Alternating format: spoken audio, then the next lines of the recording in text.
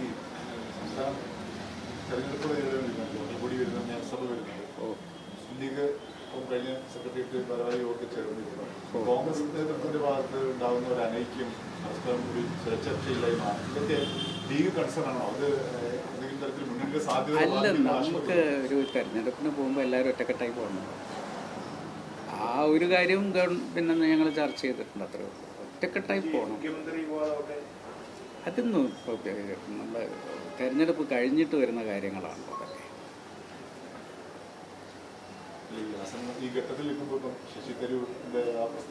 അല്ല, ഞാൻ പറയുന്നത് അതാണ്. ഞാൻ എല്ലാ അർത്ഥത്തിലും ഒന്നിച്ചു നിൽക്കേണ്ട ഒരു സമയമാണ്. അത് ഏറ്റവും കൂടുതൽ മനസ്സിലാക്കേണ്ട പ്രസ്ഥാനം കോൺഗ്രസ്സാണ്. കാരണം കോൺഗ്രസ്സാണ് മുന്നണിയെ നയിക്കുന്നത്. മുന്നണിയെ നയിക്കുന്ന കോൺഗ്രസ് ഇതിന് ഗൗരവമായി എടുക്കണമെന്നുള്ളതാണ് ഞങ്ങൾക്ക് പറയാനുള്ളത്. ഹൈക്കമാൻഡും ഇതിനെ ഗൗരവമായി കാണണമെന്നുള്ളതാണ് ഞങ്ങളുടെ ഒരു അഭിപ്രായമായി ഞങ്ങൾ പറഞ്ഞിട്ടുള്ളത്. അല്ലാതെ അവരുടെ കാര്യത്തിൽ കയറി നമ്മൾ ഇടപെടുന്നൊന്നുമില്ല. പക്ഷേ അവരും നമ്മളും ഉള്ളതാണ് മുന്നണി തിരിച്ചു വരണമെന്നുള്ള ഒരു സന്ദർഭത്തിൽ എല്ലാ ഘടകങ്ങളും നമുക്ക് അനുകൂലമായി നിൽക്കുന്നൊരു സമയമാണ്, എല്ലാ ഘടകങ്ങളും. അപ്പോൾ ഈ ഒരു സ്വരച്ചേർച്ച ഇല്ലായ്മയുടെ പേരിൽ നമുക്ക് നഷ്ടങ്ങൾ സംഭവിക്കാൻ പാടില്ല എന്നുള്ളതാണ് മുസ്ലിം ലീഗിൻ്റെ ഉറച്ച നിലപാട്. അതൊന്നല്ല ഞാൻ പറയുന്നത്. ഒരു വ്യക്തിയുടെ കാര്യമൊന്നല്ല പറയുന്നത്. ഞങ്ങളെ എല്ലാ വിഷയത്തിലും ഇവിടെ ഇപ്പോൾ തന്നെ പല സ്ഥലത്തും പ്രാദേശിക പ്രശ്നങ്ങളുണ്ട്. മുന്നണിക്കകത്തുണ്ട്, പാർട്ടിക്കകത്തുണ്ട്, എല്ലാം ഉണ്ട്. അത് നമ്മളെല്ലാം പരിശോധിച്ച് ഇപ്പോൾ ആദ്യം വരുന്നത് തദ്ദേശ സ്വയംഭരണ തെരഞ്ഞെടുപ്പ്.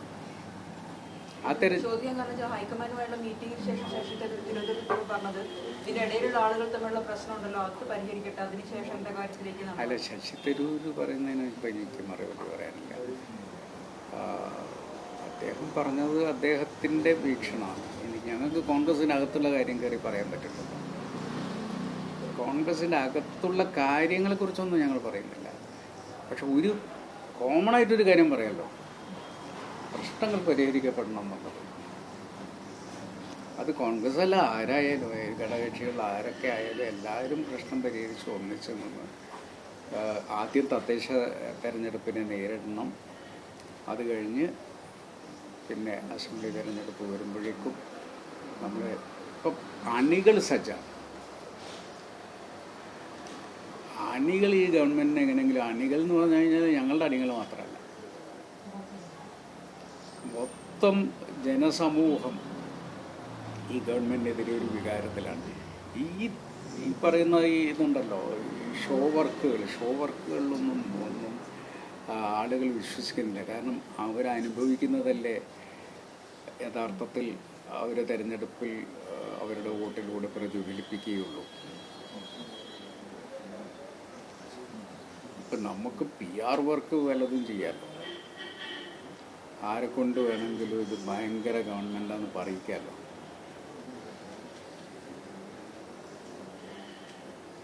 പക്ഷേ എന്താണ് ഗ്രൗണ്ട് റിയാലിറ്റി എന്ന് നമുക്ക് പരിശോധിക്കാം.